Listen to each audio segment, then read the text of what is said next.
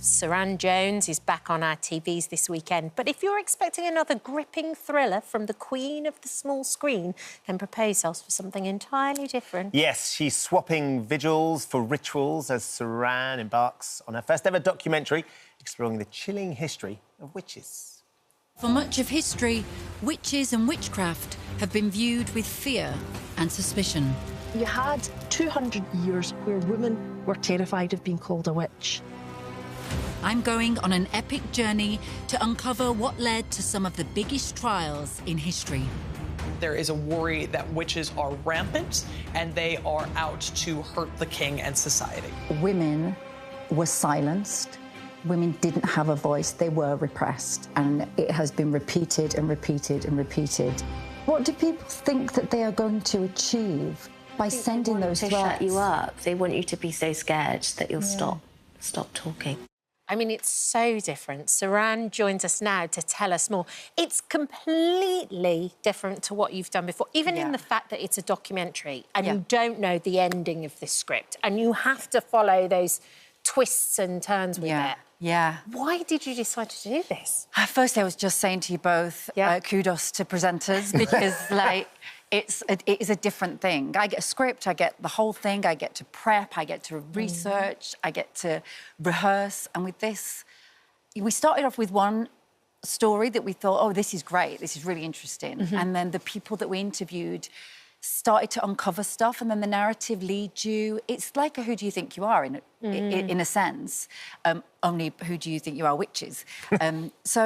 And then it took us a year, 3 different countries, 3 different directors. It was a big thing to do and such a shift, but I loved it. You've never been a witch. You've never been cast as a witch, though, have you? No, but I'd love to be, Ben. Oh. So if anyone wants to, I'm here. I would love to. You've got the background. You've done all the research. Yeah, I feel like, you know, when I was younger, I think I didn't gravitate towards princesses. I love fairy tales. I love folklore. I loved. But I love witches and the wild women and the women that got the hands dirty, the women that were different, the magical, the rebels. And so I feel like this documentary has cemented why I choose my characters even in my 40s. Yeah, it started right back then. Well, it's so funny because they've got so much... Every time you talk about a witch in the documentary, got so much guts to them. What would you say were the characteristics? So we meet Louisa McCormack, who is an art historian, and she's also a feminist lecturer. And so we looked at, the iconography of what a witch, you know, the green skin and the hats and they were and the cats and the brooms. And actually, you start to break it down and say, why did they have a broom? Why did they have a cauldron? And she. I was going to repeat what I said in the documentary, but there's a swear word, so I won't do that. It's stereotypes. Yes, it's about kind of them owning what people thought of what a woman, a cook and a cleaner, the cauldron and the broom, and they were taking those things and using them to fly into their own power and into their own feminine adventure and their journey. Only that's not what. It was seen as a danger, but actually it was them reclaiming themselves and saying, no, I don't, the cauldron isn't for cooking. No. The broom isn't for cleaning. I need my own identity. So we met so many different people and it just feels like it opened me up. I say it cracked me open as part of my history. And what I loved as well, you say because it's Lancashire where you're from, and it seems like quite a lot of the darkness and the sort of the grit that you're talking about sort of came from Lancashire. The whole Pendle party was gripping, and that something sort of made sense to you. Then you were saying, and so at that time, so the 17th century, you know, people didn't know who the rulers were, you know, whether Catholic or Protestant. They didn't know kind of what was going on with them. It was changing a lot as well, wasn't it? There was so much change, so much upheaval. And so a lot of so they say in the documentary that a lot of the people went to that corner of the UK and kind of hid. misfits almost and from and travellers and I just felt like, oh, I was a bit of a rebel when I was younger. That kind of suits me. I liked that, yeah. But unfortunately, King James was deeply paranoid. King James I, yes. Yeah, and he wrote this book called Demonology, and it told people to look out for witches. So people were then trying to clean up their corners of their communities, and anyone that didn't conform to society, they were labelled a witch.